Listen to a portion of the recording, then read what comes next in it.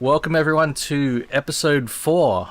It's Thank you for everyone tuning back in. Welcome to all the new viewers and listeners. This week we are very happy that we have we got a double packed feature with two new, well, never before seen in podcast format admins of the barrel rollers. We got the wonderful Agersi. Say hello, Agersi. Hello. And we've got Bounding BuzzBuzzinton. Hey, how you doing? Hey. And of course, Wolve3591 returns. Greetings and salutations, rollers. And there's little old me, RaindancerAU. Fantastic to be back for yet another fourth time round. Yeah, episode 4, amazing. Yeah. I think that the first couple of episodes we took some time figuring out what we're doing, but I think we can start cranking them out a bit more frequently now and having more wonderful guests. So as is tradition with our podcasts, what we like to do is if we've got new people in, we put them through the ringer and we squeeze as much content out of them as possible. First up, we must know. We gotta figure this out. So what do we normally do? We ask about their sort of story professionally, I guess. Yep. We find out about their sim racing background. A bit about how they come into rally racing, into sim racing.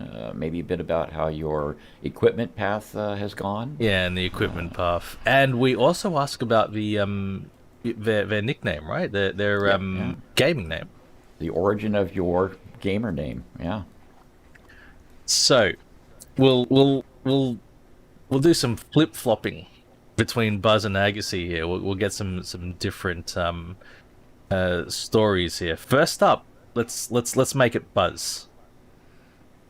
Buzz. Cool. The first thing I want to know actually is where does this nickname come from? BuzzBuzzinton. BuzzBuzzinton.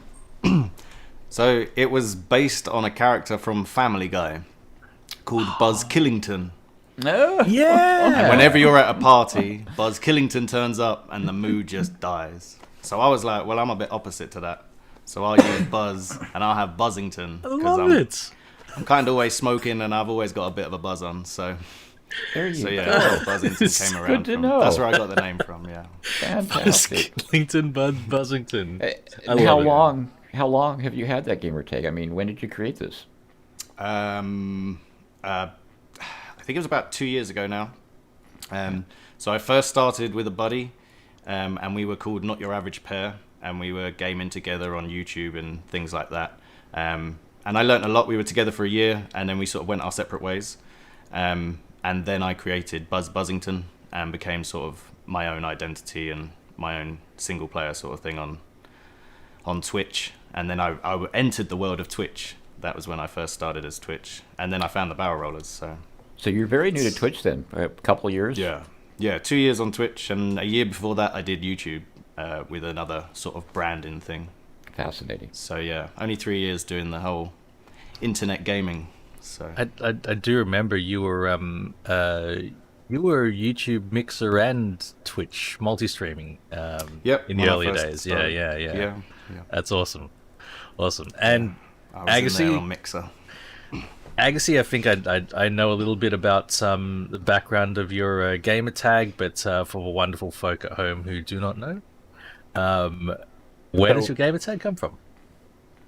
It's based on my last name, but since I'm Danish, most people won't be able to pronounce my last name, and I simply took the last letter, which is one of our weird Danish letters that people can't say, and replaced it with an I. We have some American family that split up like many years ago and moved to the States, and they chose to make their surname Agersi, but with an EA to the end instead of an I. And I just decided to. I didn't want to copy it exactly, but I wanted something that kind of sounded like it, but in my own way. So yeah, that's how I came up with Agersi. It's very cool. But I'm glad that on this podcast we're getting the opportunity for people to hear, very clearly how your name is pronounced, because I was mispronouncing it. I was mispronouncing it for months. I right? still mispronounce it.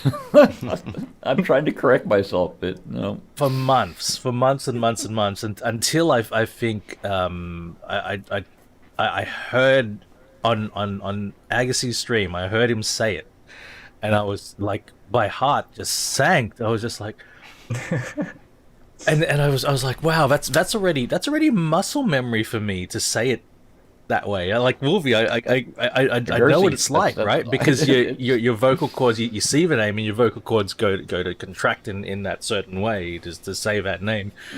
It was a bit of retraining, but yeah, I'm happy for that. Now, how long have you had your account on Twitch? This one I've had for 6 years, I think. Before that, I had another account, but that was spelled like in the Danish way. I've been on Twitch since the Justin TV days, like since before it was called Twitch. And back in the day, I was mainly just a lurker. Didn't type anywhere. I watched mainly the big streams, and it was just something running on the side while gaming. I've always liked to have something else running on the side while doing my gaming, if that was TV or YouTube or Twitch or whatever that might be. And I only started like actually making conversation with streamers and finding small streamers and stuff like that probably like 4 years ago. And when did you start actually broadcasting on Twitch more actively? I'm almost getting to a year. My first stream was the 2nd of January this year. Fantastic. Good to know. That's why it was a couple of months for me, not knowing the correct pronunciation, because I hadn't heard it. I hadn't heard it directly from the source. It's like I was mispronouncing Porsche. I was saying Porsche without the all that kind of stuff, And until you hear it, you have it in your head in a certain way, the way that you read it, right? Lancia. No, Lancia. No. Yeah, there was another one that I had to Lancia. retrain myself Lancia. as well. Yeah, indeed. So, back to Buzz. Buzz, how did you come into sim racing in general? Like where did you first? What was your first sort of racing game, and how did you transition maybe from racing to sim, or did you go straight into sim? I've always been into cars, always been into vehicles. My uncle used to let me drive his vans around when I was like 10 years old, on private property, obviously. So nice. I've always been into driving and doing things like that. And I've always been into gaming. So the two just sort of naturally came together. Hell yeah. I couldn't even say what my first driving game is. As for like dirt rallies, I've been there since the very beginning with the original Colin McRae. When was that? I've had all the Colin McRae games. 1998 was the original. I think it was like it was back on like the PlayStation 1 even. Yeah. Like it was a long time ago. So yeah, I've had like every Colin McRae game and loved them all. I've only recently got the rig though, since I came to Canada here in the last 3 years. So that's when did you get the club sport and the rig? Or did you have something before the club sport?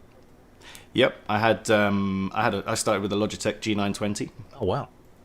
Well, my first wheel was years and years and years ago, which was like an old Mad Catz wheel on the Xbox 360. And I had that taped to a swivel chair on the floor, doing it like a child. Yeah. It was bad. It was pretty bad. And I had a couple of Mad Catz wheels. But when I came to Canada 3 years ago, that's when I did it properly and I got a proper rig. And I started with the Logitech. I then went from the Logitech and upgraded to the CSW. And now I have the Podium. Yeah, so, awesome. Very cool, man. Very cool. Yeah. Thanks, Buzz. And Agassi, I've recently discovered that your history with racing in general, it maybe even predates sort of you simming, right? It does. It does. I've always liked anything with an engine. Like when I was very little, my older brother had a motocross and I had an ATV, and we were riding around the backyard. I grew up on a small island where there's lots of space. We had a big backyard, so that's basically the first I ever tried. And then I did go-karting for some years, and yeah, been a lot into mopeds, or what you want to call them. I think mopeds is probably the right word. Like up to 50cc, different kind of gearing as well. Like I had a Yamaha 4-gear that I drove for many years. I love that thing. So yeah, I've done a lot of different kind of driving. On the PC, I was on controller for a very long time though. I started out on a PlayStation, driving the good old Gran Turismo games, and progressed up through, played all kinds of different arcade games and simulation games, and I don't mind either.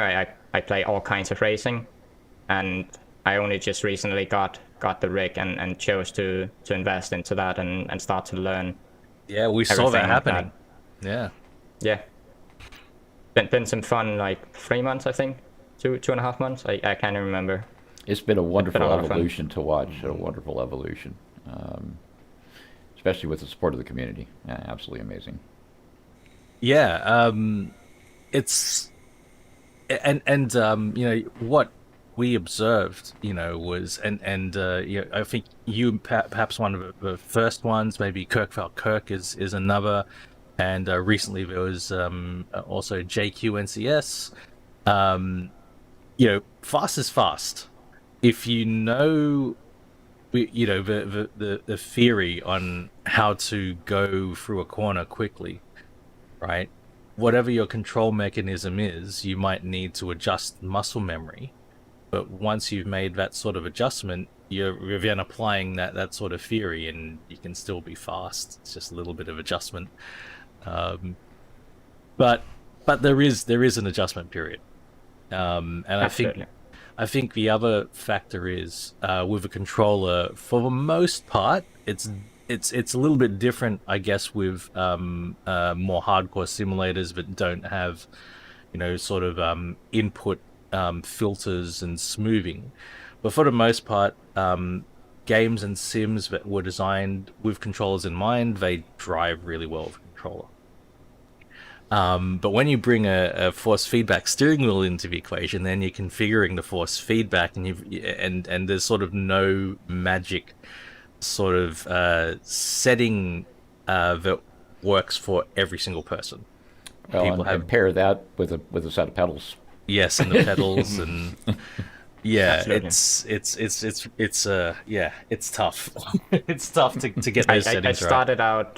started out on softlock, just to try it like as simulation as I could, and I gotta admit it was a lot of fun, but just my inner competitive spirit, I couldn't take being nerfed that hard. So I'm down to 540 now, and I enjoy the game a lot more, just knowing that, yeah, I'm not having to get used to a million different degrees of rotation depending on different cars. I might go back to that when I start really feeling comfortable in the game again. But yeah.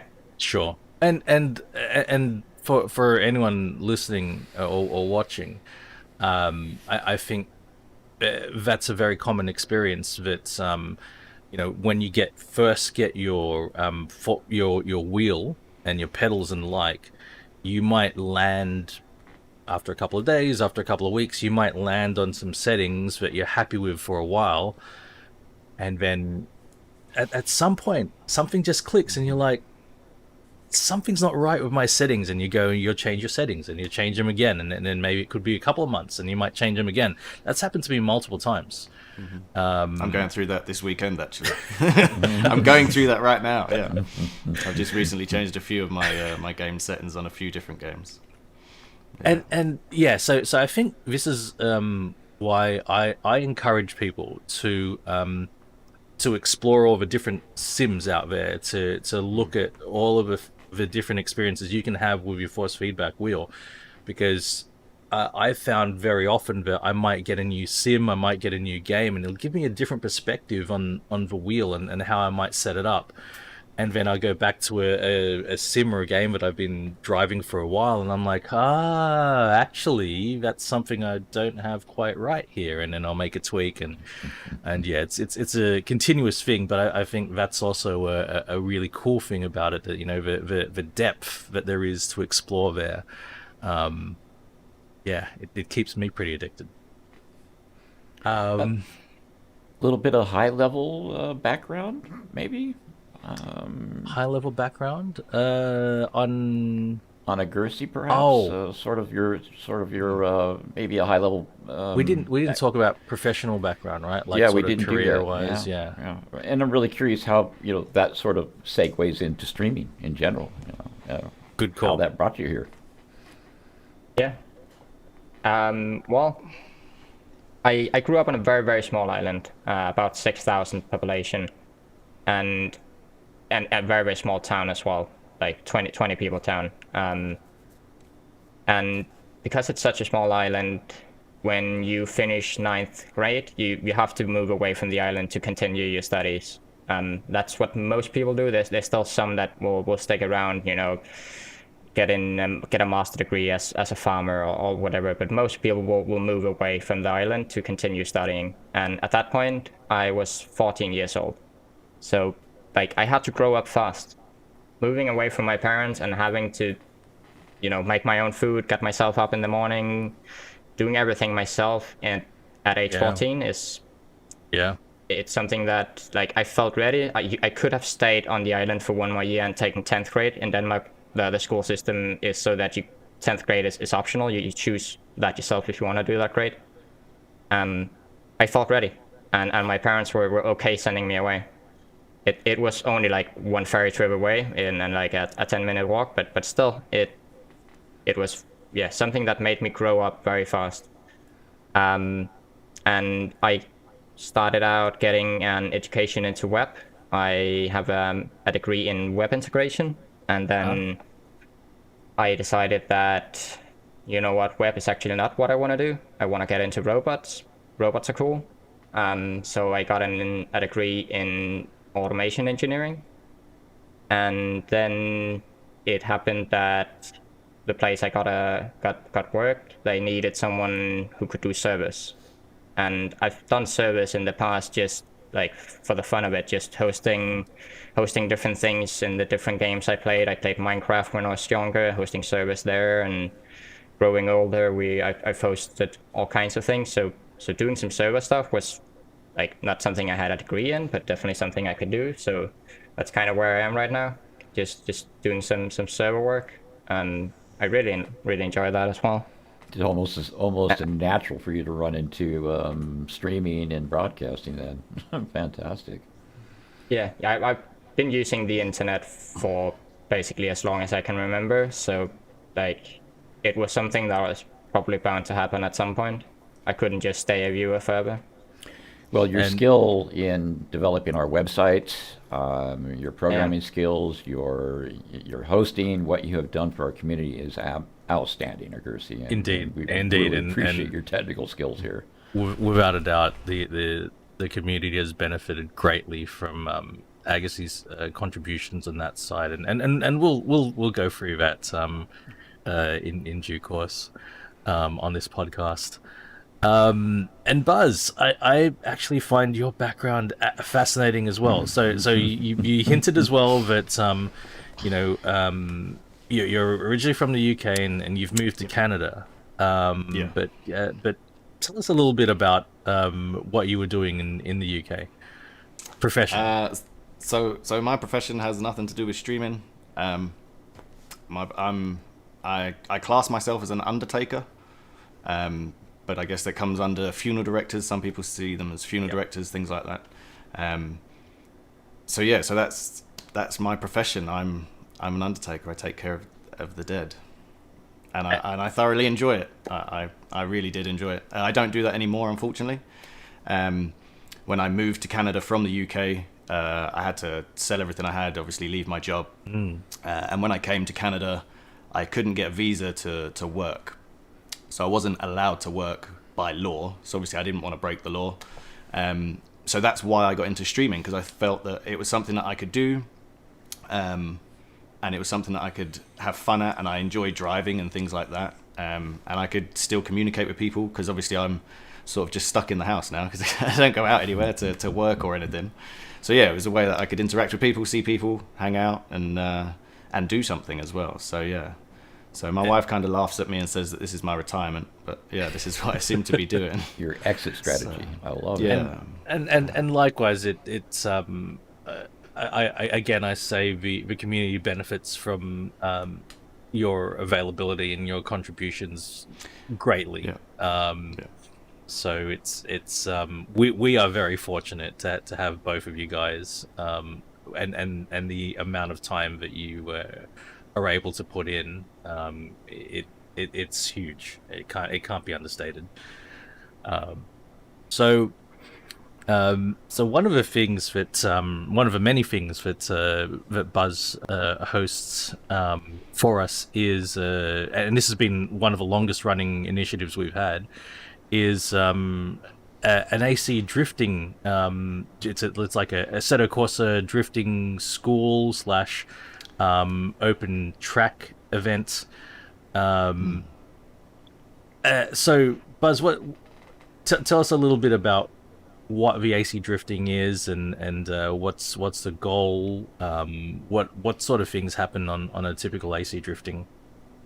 So yeah, AC drifting is just more about having fun. Obviously, we work all week, all hard, and we're rallying all week and that. So at the weekend, I like to get sideways and have some fun and not worry about sliding into a tree, hopefully, because the tracks are got a bit more space on them. But yeah, it's just a place to sort of hang out and learn to drift. I feel that drifting is an important tool to have within your arsenal of driving. I mean, there are many, like track driving is an important tool to have, rallying, to learn. If you're on a track and you come off track with rally driving, you'll know how to take those bumps and the curbs and things. Again, with rally driving, when you get sideways in a corner, drifting and power sliding can help a lot. So it's just a sort of a little space where people can learn how to do it properly and control the car properly and find that muscle memory and learn how to do that. But it's also a space for people that, if they already know how to drift, that they can come and hang out and do some rando tandos, have some fun, just get sideways, and we change it up as well. So if there's cars and tracks that you specifically want to try on or learn on, then we can change it up and run servers that way. And without a we doubt, just run it every Saturday. So yeah, man, I need to attend that. I haven't been taught that yet. yeah, it's real good fun. I completely agree that as you do sort of cross-discipline things, you pick up certain skills in one discipline that sort of, in that discipline, it might rely on specific skills. It might present specific situations to you more often than another discipline. And so you get that practice in. And while, say, if you're circuit racing and it's all grip, 98% of the time you're relying on grip skill sets, and it's only that 2% of the time that you might need drifting capabilities. But that for that 2%, if you've got the skill, when it happens, you can lean on the skill. It can save you. It can get you out of a bad situation. It could be the difference between you continuing on with your race just fine, or you having a race-ending incident. It's like if you learn how to drift, you learn how to get into a drift, you learn how to hold the drift, and you learn how to get out of it. Yeah. Right? And you don't know, it might be hopefully safely. Yeah. Any of those points, it could be like you're racing along, and then you're suddenly sideways, and then the muscle memory kicks in. It's like, whoa, I'm sideways, but I've been doing a heap of practice on sideways, so I get out of this. I've got to get on the throttle and apply opposite lock, and I'm fine. Have you ever seen Buzz do a reverse entry into a hairpin? Oh my god! Oh my god! They're great fun. Yep. I need to learn. I need to learn that skill. And of course, we've got other presidents like Joe Valor, you know, hardcore longtime drifter, who realized that rallying was a practical application of drifting, and was able to just transfer his skills straight over and become one of the quickest guys around, particularly on tarmac. But yes, indeed. So that we do that every Saturday, correct, Buzz? Yep, every Saturday at 12 Eastern. 12 Eastern. Fantastic. So details are in our Steam group and in the Discord under the Sim Lobbies and the like. But just harass Buzz if that sounds like something you'd like to get into. That's an easy thing, yeah. Always feel free. Now, talking about circuit racing, I think one of the most successful things that we've had, one of the most popular things that we're doing on a regular basis as a social event for the community is Assetto Corsa Competizione. So this one is huge. People really have a competitive spirit, it seems. Fancy that you'll find competitiveness in sim races, huh? But Agersi has been an amazing driving and organizing force behind this. Buzz and myself do provide some supporting services, including some very unpopular supporting services, right, Buzz? But indeed, but very necessary. And we'll get into that. But Agersi, I guess I definitely consider you as one of as having that real competitive spirit. Have you organized leagues in the past, or is it you're drawing on your participation of competitive leagues? Because it's set out really, really well. You're applying a lot of. There's definitely got to be a lot of knowledge that you're applying here. So I haven't really organized a league event like that before. Right. I've taken part in some here and there, especially dirt events. But I've watched motor racing and like real life racing and sim racing events for a long time, and I really like watching any kind of racing. Doesn't matter if it's sim racing or real life. And when you watch a lot, you get like ideas from different things, and you see things you might want to do differently. And I just started having so many ideas of things I wanted to do that I wanted to organize something. And then I don't know, I actually didn't play ACC at all, and then someone recommended me to try it now that I had a wheel. I played it a little bit on my controller. It was not great, but it was playable. On the wheel, it's amazing. So yeah, it definitely is. I think it's typically you'll find the larger studios and the ones that have been developing racing games for longer and for the broader range of devices have these input filters pretty well down pat, because they've got years of experience and multiple titles. So with Kunos and they have what was it? They have they have one game before Assetto Corsa at least, something stock racer or whatever it is, netcar racer or whatever, mainly stock cars, and then they had Assetto Corsa and then Assetto Corsa Competizione. So they're not as they don't have that same sort of history. I see people have played it and can make it work, but it's not. I would say it's kind of like the predecessor, the Assetto Corsa. It's playable on controller. Yeah. It's not great, But if you really play around with the settings and find the settings that suit you, that like it's playable. But those games are a lot better on a wheel. Yeah. So at least I think so. Our current Assetto Corsa Competizione season, we're in season 2. We did have a trial season where we tested stuff out to try to get. That's why we call this season 1. Yeah. Sorry, we're in season 1. We're coming up to the end of season 1. Sorry, we had a trial season where we played around with the different formats. We got a huge amount of feedback, some very strong opinions as well. We still get strong opinions, but I think it was very good of us. I mean, very, very beneficial for us. I mean, it was very beneficial for us to have that test season because we tried a lot of things that turned out wildly different to perhaps how we would have expected. You guys put a lot of effort into this. That needs to be acknowledged. I mean, a lot of hours behind the scenes to make this work. Yeah, look, I think it's very different to rallying when you've got 20 plus people of varying skill levels sharing the same track space. There's so much to consider. Things like the duration of the races, even just when to put it on, teams, points, penalties, all of these kind of things come into it. But I think I'm absolutely pleased about where we've got it at the moment.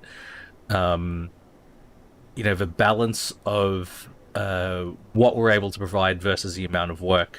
I think we're at a good point at the moment.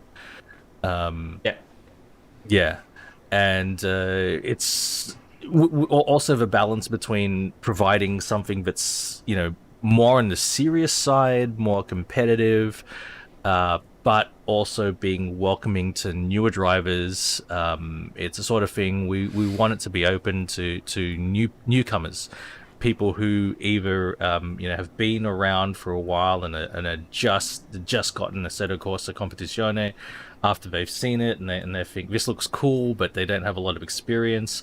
To people who are absolutely brand new to the community, who come in and they're like, I circuit racing's in my blood. I really want to do this.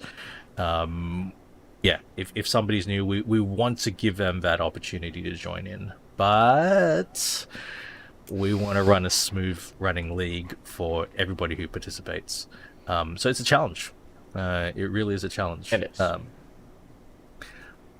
And I think especially what you say with like the time zones, and we have the struggle is that we have a server in Denmark, but we have people competing from all over the world. Correct. And I think we do a pretty good job considering all of that. There's always going to be some net coding, there's always going to be a bit of lacking here and there, and it's just as much the drivers are doing a great job. We have boss talking to them before every single race, telling them to keep it clean out there, and it seems like the more times we say it, the cleaner it actually gets. And I just love being able to host something that I can see a lot of people enjoy taking part in. Yeah. That brings a lot of joy as well. Knowing that the hours I put in is something that everyone gets some joy from. Without a doubt. And it is lovely to see the community with a different way of interacting, and to see a lot of these guys they participate in Dirt Rally too, so they're on the club leaderboards and they hang out in the streams, and now they've got this other way, this way that they can race in real time. So yeah, it's been and a regular thing too. So it's been a fantastic thing for us to watch, and the bonds in the community certainly can grow much stronger with something like this. So that's on at the moment every second Saturday. Every second Saturday. So unless you're in Australia or New Zealand, that would be Sunday morning. Sunday morning for us Aussies and the New Zealanders. And Saturday evening in Europe, and Saturday at about 4 in the States, depending. I know the States is big, so it changes, but yep, you can drop into our Discord to see. You'll see us all hanging out in Discord. We, Buzz and myself, and perhaps we'll be if things can be sorted. We do commentary on that. At the moment, I stream that to YouTube, but there might be multiple sources in the future. So anybody wanting to check it out, there are many ways to check it out. Some of the guys who race will also stream it on Twitch from their perspective. Yep. So you get multiple points of views to check this out, and I think that's another great thing about the format that we have. Is like, unlike a traditional broadcast where you might only get one perspective, there are multiple ways to tune in and see how the race goes. And again, it's a community thing. So these are people that you're hanging out with all the time that you get to now watch how they race and the like in real time. I really enjoyed the evolution of the commenter role. I mean, it wasn't. You guys didn't set out to be commenters. We were even talking about, why isn't Buzz competing? Why isn't Rain competing? Some of us do better at commenting than we do it at tracks. But the acknowledgement, really, Buzz and Rain have provided a whole new level of entertainment for this for the circuit race, right? I mean, it really makes it a unique broadcast, I think, for our community.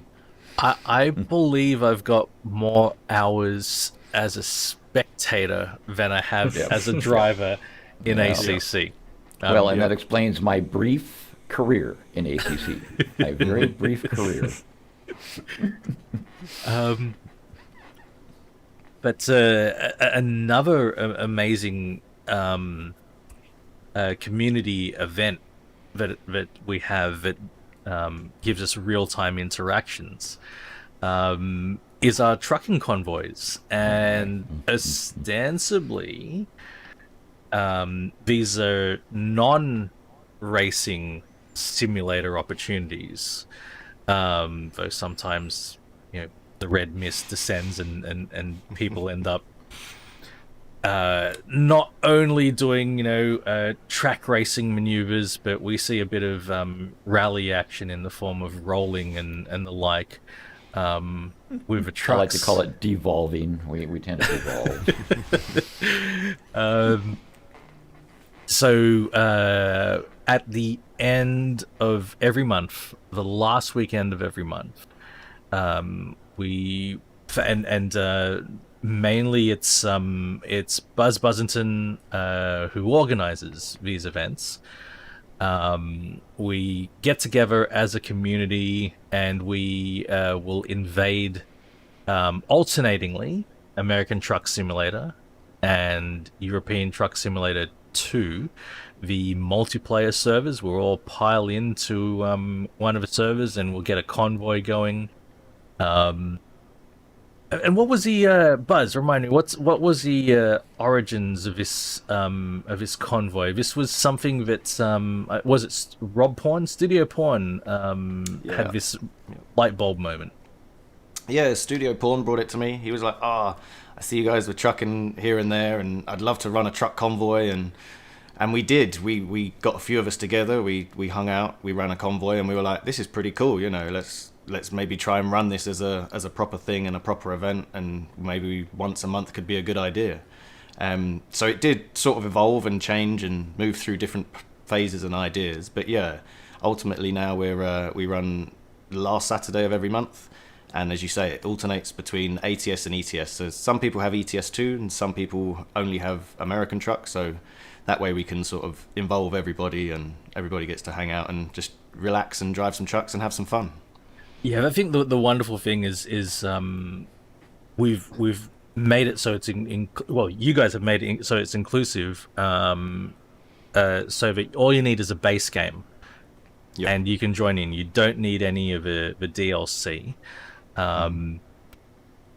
Though we might be doing something to allow people who have the DLC to do some DLC work. We'll work that out, and we'll see how we go. But the great thing is, just like Dirt Rally, just like vanilla Assetto Corsa, the age of Euro Truck Simulator 2 and American Truck Simulator means they're always on sale.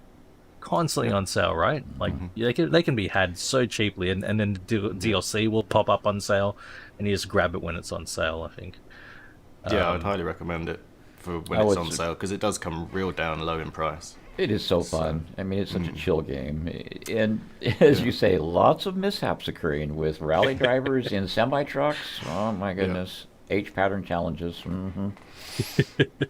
It is a nice way. I mean, again, it's like we have these sim rigs, and you go race in a circuit race, or you do a competitive rally, and it takes a mental and physical toll on you. After a couple of hours, you're spent. You're done. But good lord, like just trucking around everywhere. I don't know. It's a little stressful with all the brake checking going on in trucking. There might be a little bit of stress involved.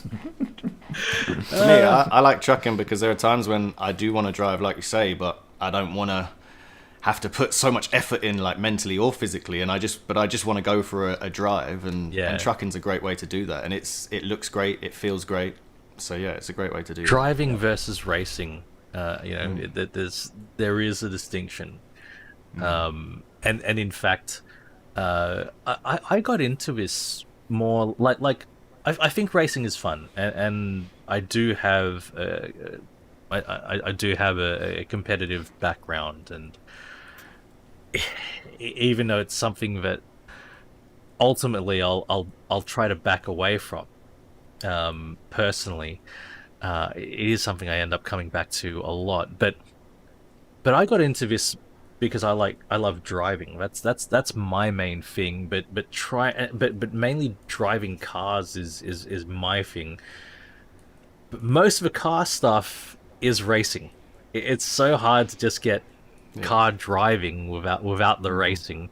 So it is nice. I would love something like one of the truck sims, but you've got these sports cars that you can drive around and have fun with. But it's tough to get that without going, we've got these fast cars, let's make them race. What they say was that the very first car race happened as soon as there were two cars. And that absolutely makes sense. Absolutely makes sense. You get these two things, you're looking at them like, which one's faster?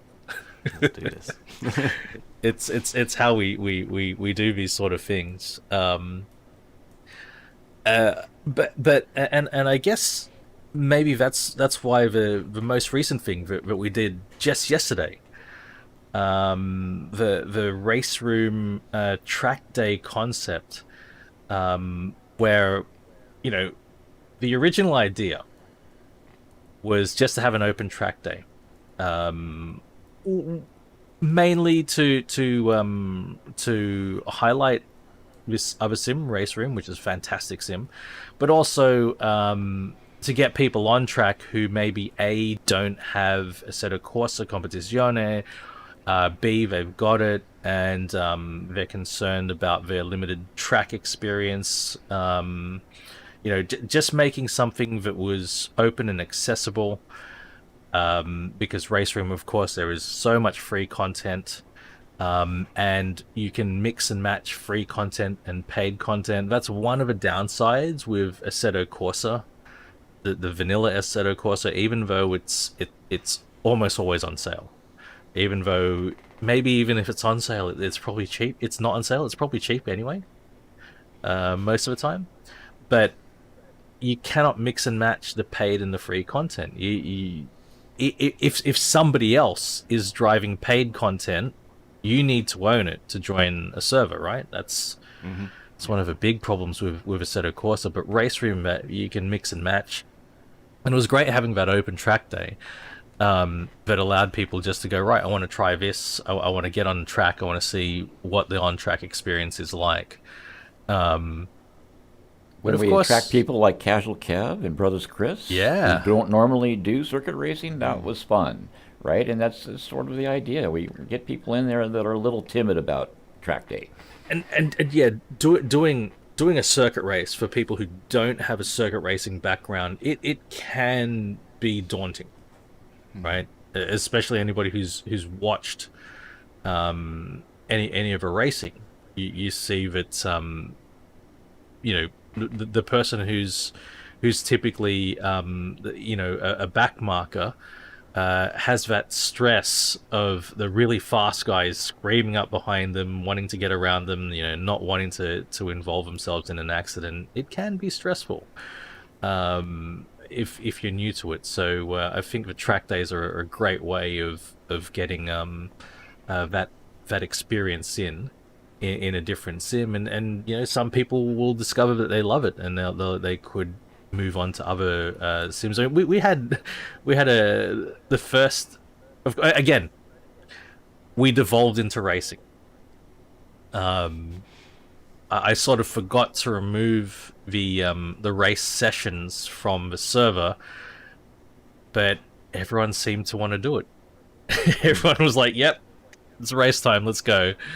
And we had 6 different classes on a tiny little circuit, and it was just a barrel of laughs. Everybody was. Yeah, that was the best part. The first corner crash up. Nobody was cursing. They were all laughing. That was the fun. I mean, you know, it's social racing. Yeah, the social racing was great, and I think you know, having these tiers of having the social things, having the more serious things, I think it's a really good thing that we can provide, and hopefully helps people, give them that path, you know, through to we can try it out, try something out.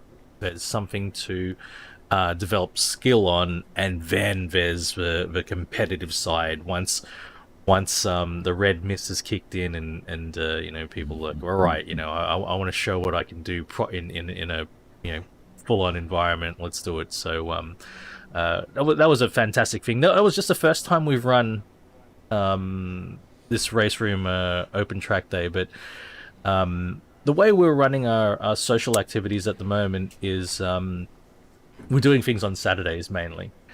And we'll normally do things like the drifting school earlier in the day, and then perhaps there might be like this Saturday there was the Raceroom open track day.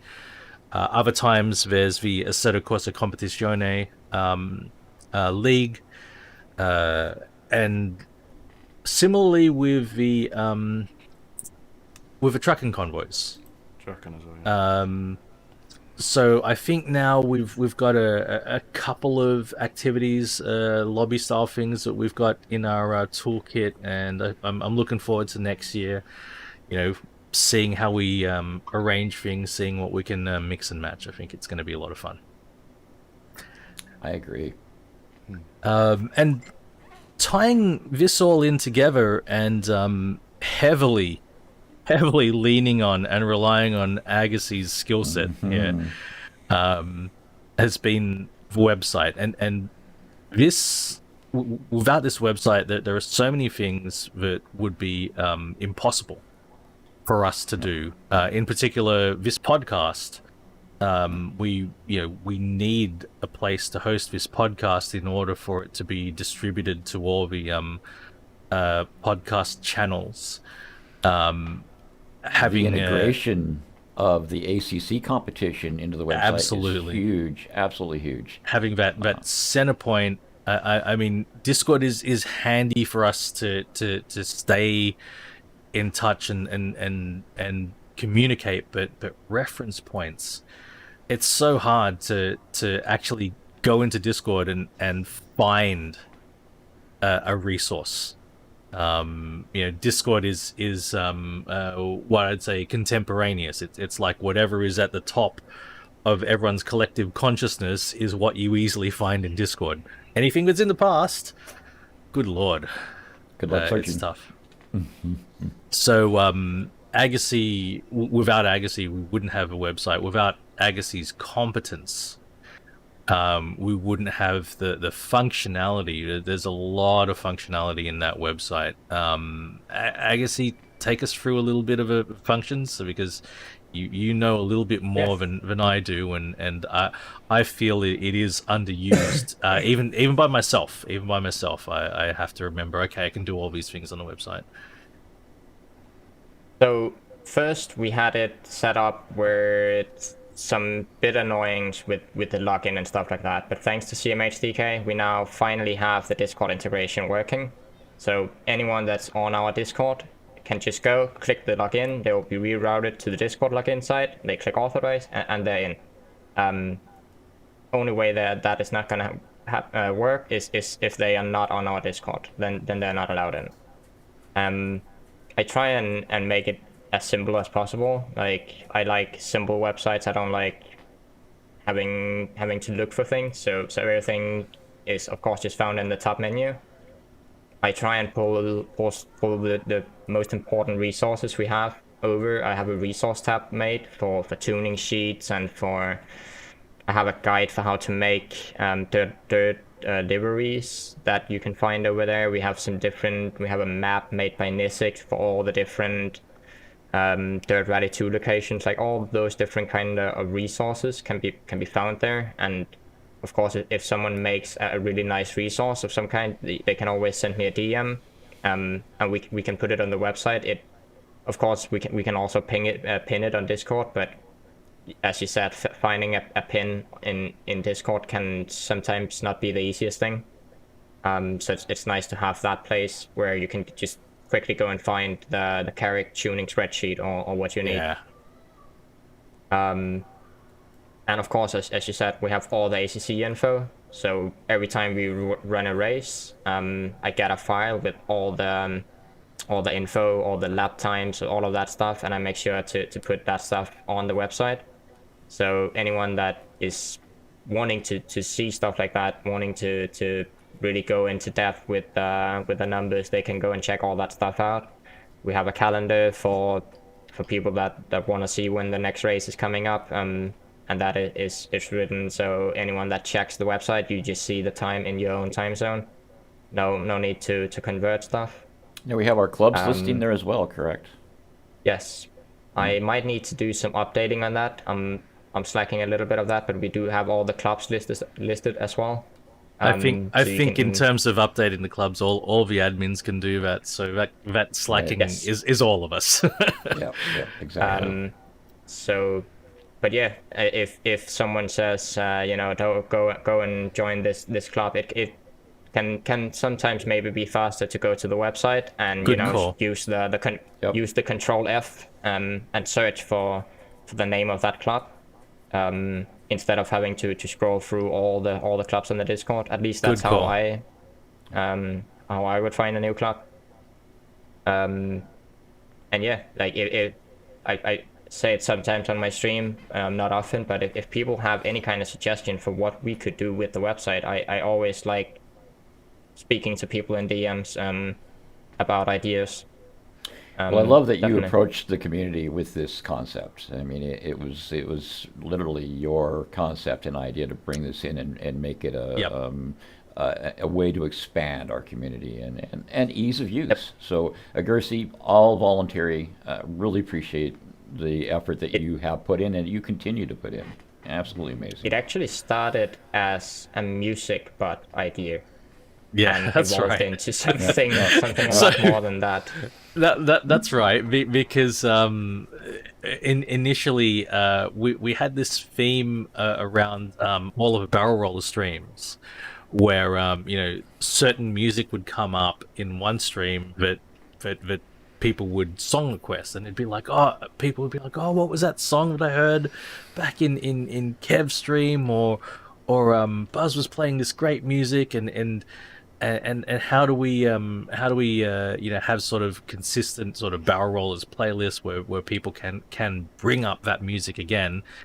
And so Agersi started getting to work on that in conjunction with a bot, a custom bot that Agersi created. So the two working in conjunction. And just as it was sort of getting into a state where it perhaps some of us could start using it in a early phase, DMCA happened. Dun dun dun. It was like, oh my god, all of that work, and we'd invested in the website as well. So that's 12-month renewal. So it's like, well, we've got this website. But Agersi also, the other thing was, we were sort of also working on the ACC at the time, and it was like, well, this is a natural place to host that information. And so yeah, it's evolved, and it will continue to evolve. And I think the more sort of things that we get into. Yep. I just updated it recently. Moved 95% of all the liveries I made in Dirt Rally. Yes. It's about 50 of them. Moved them to the website with screenshots and everything, so people have an easier time of installing liveries. Of course, that's only for the PC users, but I think it's a big improvement just having a Mega Drive with some files in there that people don't necessarily know exactly what that file means. So having a screenshot and stuff like that, yeah. If people haven't seen that, I put quite a bit of work into getting that. So if anyone wants a livery, they can easily go there and find them. Yeah, it's a wonderful resource. Wonderful resource. Awesome. Yeah, and as we've been as the community has evolved, as we've found more activities to participate in and to do, like the podcast, for example, that is also serviced by the website and enabled by the website. So if we didn't have that website, there are so many things we would not have been able to do. So I can see it's going to enable us to do a lot more things in the future. So thank you, Agersi. Indeed, thank you. And the evolution continues. Yes. So the website acts as a really important central point for a lot of these things, but in terms of keeping up to date with things and getting a lot of awesome media, there's a lot of content. We've got a lot of content creators, so a lot of content is always being produced within the community. So we do have some social media presences as well that are maintained by a bunch of the admins. For example, BuzzBuzzinton has been the driving force, the main person behind our Instagram. And Buzz, Instagram is one of your favored, is probably your favored platform. Yeah. I guess I'm around that age group that prefers Instagram. I know different platforms sort of have different age groups. But yeah, for me, my social media of choice is Instagram. I really like Instagram. So I felt it was something that we could do within the barrel rollers. Because, as you say, we have so many people that share daily, either clips or they share screenshots, all sorts of things. So we like to highlight those and reach out to Instagram and share those daily on Instagram. So we'll just choose a random screenshot from the day and highlight that person and that picture on Instagram and share that. So I think we've got a number of screenshot channels in Discord.